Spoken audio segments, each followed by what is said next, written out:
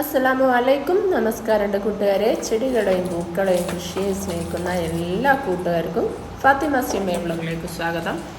അപ്പം നമ്മളിന്ന് എന്താ പറയുക, ഹെയർ ഓയിലിൻ്റെ ഒന്നും വീഡിയോ അല്ല കേട്ടോ. ഇന്ന് നമ്മൾ ചെടികളിലേക്ക് ഇറങ്ങിയതാണ്. എന്താ വെച്ചാൽ നമ്മൾ ചെടികൾ നനച്ചിട്ട് തന്നെ ഇപ്പോൾ ഏതാണ്ട് ഒരാഴ്ചയായി നമ്മൾ ഹെയർ ഓയിലിൻ്റെ പരിപാടി, അത് അയക്കൽ, അത് ബേക്കിങ്, അതിൻ്റേതായ ഓരോ കാര്യങ്ങളായിട്ട് കുറേ ദിവസമായി നനയ്ക്കാണ്ട്.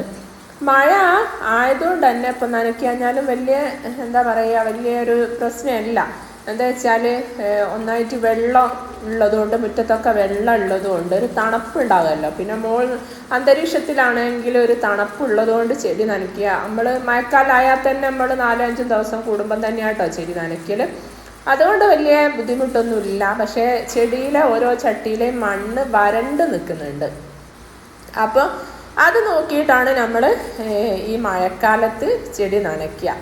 അല്ലാണ്ട് വേനൽക്കാലത്ത് നനയ്ക്കുന്നോണോ നമ്മൾ ഷെഡിലാണെങ്കിലും എന്നും നനയ്ക്കേണ്ട കാര്യമില്ല.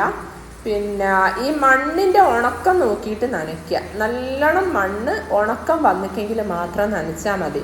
അല്ലെങ്കിൽ എന്താ പറയുക, നമ്മളെന്നും നനയ്ക്കാൻ നിന്നിട്ടെങ്കിൽ ചെടിച്ചട്ടിയിൽ വെള്ളം കെട്ടി നിന്ന് ചളിയായിട്ട്, മണ്ണ് ചളിയായ ഒരവസ്ഥയിൽ വന്നിട്ട് ചീഞ്ഞു പോവാണ് കേട്ടോ ചെയ്യുക.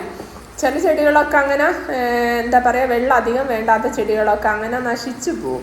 അപ്പോൾ ഓരോ ചട്ടിയിലും നമ്മൾ നോക്കുക മണ്ണ് എങ്ങനെയാണ് ഉള്ളത് എന്നുള്ളത്, എന്നിട്ട് അതിനനുസരിച്ച് വെള്ളം കൊടുക്കുകയാണ് വേണ്ടിയത്. പിന്നെ അതുപോലെ തന്നെ ഞാൻ പറഞ്ഞല്ലോ, ഇപ്പോൾ ഒരാഴ്ചയായി. അപ്പോൾ ചില ചട്ടിയിലൊക്കെ നല്ലോണം ഉണങ്ങി നിൽക്കുന്നുണ്ട് മണ്ണ്. അപ്പോൾ അതിനൊക്കെ എന്താ പറയുക, നല്ലോണം ഒരു നനയിട്ട് നനച്ചാൽ പിന്നെ ഇനി ഒരു 4-5 ദിവസത്തേക്ക് നമ്മൾ നനയ്ക്കണമെന്നില്ല കേട്ടോ. അതേ സ്ഥാനത്ത് മറ്റേ ഓർക്കിഡുകളാണെങ്കിൽ ഒരാഴ്ച കഴിഞ്ഞിട്ട് നനച്ചാൽ മതി കേട്ടോ. ഈ ഗ്രൗണ്ട് ഓർക്കിഡല്ല, മറ്റേ ഓർക്കിഡ് നമുക്ക് ആഴ്ചയിൽ ഒരു ദിവസം നനച്ചാൽ മതി. പിന്നെ മുകളിൽ നിന്നാണേലും വെയിൽ അങ്ങനെ വന്ന് ഞാൻ ചെടിച്ചട്ടിയിലെ വെള്ളമൊന്നും വറ്റി പോവുകയില്ലല്ലോ. അപ്പോൾ അങ്ങനെയൊക്കെ ആണ് കേട്ടോ. പക്ഷേ ഷെഡിൻ്റെ പണി കഴിഞ്ഞ് ഞാൻ അവിടുന്ന് കുറച്ച് ചെടികൾ എടുത്ത് ഇങ്ങോട്ടൊരു വെച്ചിക്ക് എന്നല്ലാണ്ട് എന്താ പറയുക, നിലമൊക്കെ മുറ്റത്തോട് തന്നെ ലെവലായി നിൽക്കുന്നതുകൊണ്ട് മുറ്റത്തൊക്കെ വെള്ളം വരുമ്പോൾ ഈ ഷെഡിൻ്റെ ഉള്ളിൽ നിറയെ വെള്ളമാണ് കേട്ടോ. നല്ല മഴ പെയ്യുകയാണെങ്കിൽ നമുക്ക് ഷെഡിൻ്റെ ഉള്ളിലേക്ക് പോകാൻ പ്രയാസമാണ്. അപ്പോൾ പിന്നാണെങ്കിൽ ചെടി പുറത്തേക്ക് വെച്ച് അവിടെ മണ്ണിട്ട് ലെവലാക്കി ലേശം കുറച്ചൊരു മണ്ണിട്ട് ഞാൻ ഒരു ചെറിയൊരു പൊക്കം പോലെ ആക്കി എടുത്താൽ മതി. പക്ഷേ ഈ മഴ ആയതുകൊണ്ട് ചെടി നമുക്ക് ഇനിയും പുറത്തെടുത്തിട്ട് വീണ്ടും നമുക്ക് കുറേ ചെടി നഷ്ടപ്പെടുകയാണല്ലോ ചെയ്യുക. അപ്പോൾ അങ്ങനെ തന്നെ അവിടെ നിർത്തിയതാണ്. ഇനി ഈ മഴയൊന്ന് വയ്യോട്ട് നിന്നിട്ട് വേണം നമുക്ക് ഇതിനുള്ളിലേക്ക് കുറച്ച് മണ്ണൊക്കെ ഇട്ട് ഒന്ന് റെഡിയാക്കാൻ വേണ്ടിയിട്ട്. അപ്പോൾ അതൊക്കെ ചെയ്യണമെങ്കിൽ മഴ ഒന്ന് വിട്ട് നിൽക്കണം. അപ്പോൾ അൽഹംദുലില്ലാ ഇങ്ങനെയൊക്കെ നമുക്ക് ആയി കിട്ടിയല്ലോ.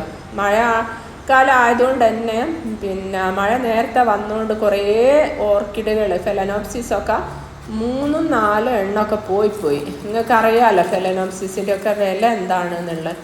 അപ്പോൾ അതൊക്കെ വല്ലാത്തൊരു സങ്കടമുള്ള കാര്യം തന്നെയാണ് കേട്ടോ. അങ്ങനെ വലിയ വില കൊടുത്ത് നമുക്ക് ഇനി വാങ്ങാനും പറ്റൂല. ഉള്ള ചെടിയൊക്കെ പോകുക എന്ന് പറഞ്ഞാൽ. പിന്നെ ഈ ഗ്രൗണ്ട് ഓർക്കിഡ് ആണെങ്കിൽ എന്താ പറയുക, ഒരു ചട്ടിയിൽ നമ്മൾ അവിടെ നട്ട് വെച്ചാൽ ഒരു 3-4 കൊല്ലം അതങ്ങനെ തന്നെ ഉണ്ടാവും കേട്ടോ. ഓരോ വർഷവും നമ്മൾ കുറച്ചിനെ മണ്ണ് എന്താ പറയുക, ചാണകപ്പൊടിയോ അല്ലെ ആട്ടുംകാഷ്ടമോ മിക്സാക്കിയിട്ട് നമ്മൾ ഈ ചട്ടിക്ക് ചെടിൻ്റെ ചുറ്റും ഇട്ട് കൊടുത്താൽ മതി. അപ്പോൾ എന്താ പറയുക, അടിയിൽ നിന്ന് വേരോടെ മരട് ഇങ്ങനെ പൊന്തി വരിക ചെയ്യുക.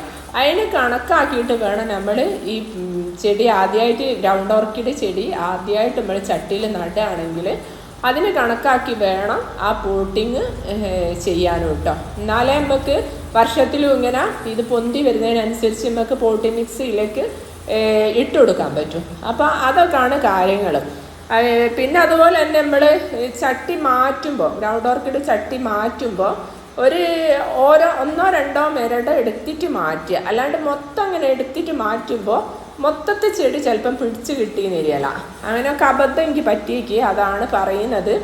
എനിക്ക് പറ്റിയ പോലെ അബദ്ധം നിങ്ങൾക്ക് പറ്റണമെന്നില്ല കേട്ടോ. ഓരോരുത്തർ ബുദ്ധിപരമായിട്ടുള്ള കാര്യങ്ങളാണല്ലോ അതൊക്കെ. അപ്പോൾ അങ്ങനെയൊക്കെയാണ് സംഭവിക്കുക.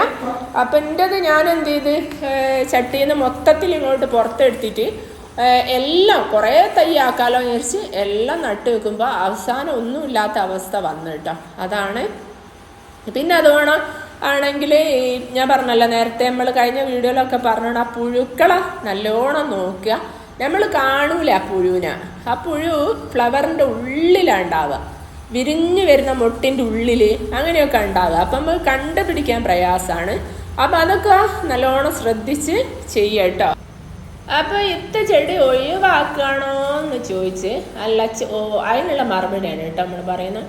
ചെടി ഞാൻ ഒഴിവാക്കൂല കേട്ടോ. ചെടി ഇല്ലെങ്കിൽ ഞാനില്ല. അതുകൊണ്ട് ചെടി ഒഴിവാക്കുന്ന പ്രശ്നമേ ഇല്ല. ചെടി നമ്മൾ എന്താ പറയുക, ഇനി മുന്നോട്ട് വാങ്ങിയാലാന്നല്ലാണ്ട് ഉള്ള ചെടി നമ്മൾ ഇങ്ങനെ നിലനിർത്തി കൊണ്ടുപോകും കേട്ടോ.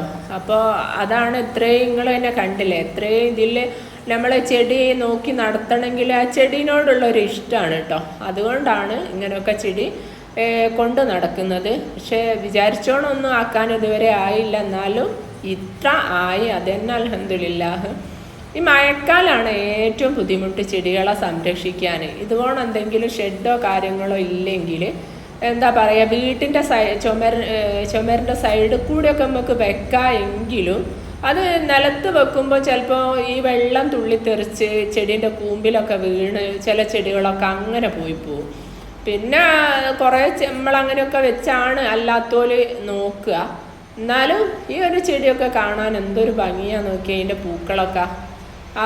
ഇതാണ് വേറൊരു വെറൈറ്റി കേട്ടോ. അങ്ങനെയൊക്കെ ഓരോന്നും വരുന്നത്. പിന്നെ അതിങ്ങനെ ഗ്രൗണ്ട് ഓർക്കിഡിനൊന്നും നമ്മൾ പ്രത്യേക പരിചരണമോ അങ്ങനെ വളങ്ങളോ ഒന്നും കൊടുത്തിട്ടില്ലെങ്കിലും ഓരോരോ സമയമാകുമ്പോൾ, ഇതിപ്പോൾ പുതിയത് വിരിഞ്ഞതാട്ടോ വൈറ്റ്.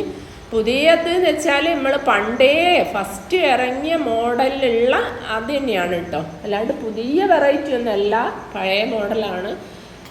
പുതിയതെന്ന് പറയാൻ ഇതൊക്കെ ഉള്ളൂ കേട്ടോ. ഇതും കുറച്ച് പഴക്കമൊക്കെ ഉള്ളതാണ്. എന്നാലും അത് നിറഞ്ഞ് പൂക്കുന്ന ഒരു ചെടി തന്നെയാണ്. നമ്മളിപ്പോൾ കുറേ ദിവസം മുന്നേ വീഡിയോ ചെയ്യില്ലേ, അതിൽ ഉണ്ടാ പൂക്കൾ തന്നെ. അപ്പോൾ ഗ്രൗണ്ട് ഓർക്കിഡ് ഉണ്ടെങ്കിൽ എന്നും പൂക്കൾ ഇങ്ങനെ കാണാം. പിന്നെ ഇത് നല്ലൊരു ഭംഗി തന്നെ ഉണ്ട് കേട്ടോ കാണാൻ. വിരിഞ്ഞാലും ഇതിങ്ങനെയൊക്കെ ആണിട്ടൊരു കോലം വരുന്നത്. പക്ഷേ എന്നാലും നല്ലൊരു ഭംഗി തന്നെയാണ് അത് കാണാനും. പിന്നെ ഓർക്കിഡ് പൂക്കളാണെങ്കിലും എന്താ പറയുക, കുറേ ഈ ഓർക്കിഡ് പൂക്കളും മറ്റേ പുഴു തിന്നുപോയി. ഇത് കണ്ടോ, ഇതും ഒരു നല്ലൊരു ഭംഗി തന്നെയാണ്. ഇത് അതിൻ്റെ വേറൊരു ഭാഗത്ത് വിരിഞ്ഞൊരു പൂവാണ് കേട്ടോ കാണിക്കുന്നത്. അപ്പോൾ ഈ വയലറ്റ് ആണെങ്കിലും ഇത് നല്ലോണം ഇതുപോലെ തന്നെ നിറഞ്ഞ് പൂക്കുന്നൊരു വെറൈറ്റി തന്നെയാണ്. പിന്നെ വൈറ്റ് നമ്മൾ നേരത്തെ കാണിച്ച വൈറ്റ് തന്നെയാണ് കേട്ടോ. ഇതിൻ്റെ സൈഡിലും ഇങ്ങനെ മഴവെള്ളം വീണിട്ട് ഞാൻ ഈ ഷെയ്ഡ് നെറ്റിൻ്റെ ഇതിങ്ങനെ വെച്ച് കൊടുത്തതാണ്. എന്നാലും അയിമൽക്ക് വെള്ളം വീണ് ഇങ്ങോട്ട് അധികം തെറിക്കൂലല്ലോ, അങ്ങനെയൊക്കെ ചെയ്തതാണ്. ഷെഡിന് വലിപ്പം തീരെയില്ല. ആദ്യമുള്ള ഷെഡിൻ്റെ എന്താ പറയുക, 1/4 ഭാഗം വരുന്നില്ല ഇപ്പം ഉള്ള ഷെഡ്. ആദ്യമുള്ളതിൽ തന്നെ ചെടികൾ കൊള്ളൂലായിരുന്നു. അപ്പോൾ അതിൻ്റെ 1/4 ഭാഗമേ ഇത് വരുന്നുള്ളൂ. അപ്പോൾ ബാക്കി ചെടികൾ നമുക്ക് സൈഡിൽ കൂടി വെക്കണം എന്നൊക്കെ വിചാരിച്ചാൽ ഇവിടെ വെക്കുമെന്നൊന്നും ഓർമ്മയില്ല. പക്ഷേ നമ്മളെ ഇതിൻ്റെ ഷെഡിൻ്റെ മറ്റേ ഭാഗത്ത് വെക്കാൻ പറ്റും. പക്ഷേ അവിടെയൊക്കെ കാട് നിറഞ്ഞ് നടക്കുക, അതിനെക്കൊണ്ട് ഒക്കെ നന്നാക്കി എടുക്കണം. ഇത് കണ്ടോ നിങ്ങൾ, ഈ പൂച്ച പാത്തൂസിൻ്റെ പൂച്ച പ്രസവിച്ചൊരു മക്കളായിരുന്നു. അപ്പോൾ ഇതിനെ പൂച്ച എവിടെയോ കൊണ്ട ചാക്കിൻ്റെ പാത്തു ഇതിനെയും തിരഞ്ഞ് കുറേ നടന്ന് അവസാനം ഇപ്പോൾ ഇന്നലെ നോക്കുമ്പോണ്ട് ഇതിനെയും കൊണ്ട് പൂച്ച അങ്ങനെ വന്നിട്ട് ഏടുന്ന് കൂട്ടിക്കൊണ്ടുവന്നാന്ന് ആർക്കറിയാം. അങ്ങനെയൊക്കെ ആണ്. പിന്നെ നമ്മളെ ഓർക്കിഡ് തപ്പ് പൂക്കളൊന്നുമില്ല, ഉള്ള പൂക്കളൊക്കെ കൊഴിഞ്ഞു ചെയ്തിട്ട് ഇപ്പം ഉള്ളത് ഈ 2 പൂക്കൾ മാത്രമേ ഉള്ളൂ കേട്ടോ. ഈ പൂക്കളിനിപ്പോൾ വിരിയുന്നുണ്ട്, മുട്ടുകളൊക്കെ ആയി തുടങ്ങിയിരിക്കുകയാണ്. വളവും കാര്യങ്ങളും ഒന്നും കിട്ടാത്തതുകൊണ്ടായിരിക്കും. ചെടി ഹെൽത്തി ആയിട്ടുള്ള ചെടികളും അല്ല, ഇപ്പോൾ പൂക്കളും കുറവ്, മുട്ടുകളും ഒക്കെ കുറവാണ് കേട്ടോ. എന്നാലും അവിടെയും ഇവിടെയും ഒന്നങ്ങനെ വിരിയുന്നുണ്ട്. ഇത് കണ്ടോ, ഇത് നമ്മൾ നേരത്തെ കാണിച്ച പൂ വിരിഞ്ഞ് വരുമ്പോഴുള്ളൊരു ഭംഗിയാണ് കേട്ടോ, അതിൻ്റെ ഒരു ഭംഗി. അപ്പോൾ ഇതൊക്കെയാണ് നമ്മളെ ചെടികളൊരവസ്ഥ. ഇനിയും ചെടികളൊക്കെ നല്ലോണം എടുത്ത് വെച്ചു ആക്കിയും ചട്ടിയിലൊക്കെ പുല്ല് നിറഞ്ഞു കിടക്കുന്നതാണെങ്കിൽ പറിച്ചു കൊടുക്കുകയൊക്കെ ചെയ്യട്ടോ. അപ്പോൾ നമ്മളെ വീഡിയോ ഇവിടെ അവസാനിക്കുകയാണ്. എല്ലാവർക്കും നല്ലത് വരട്ടെ.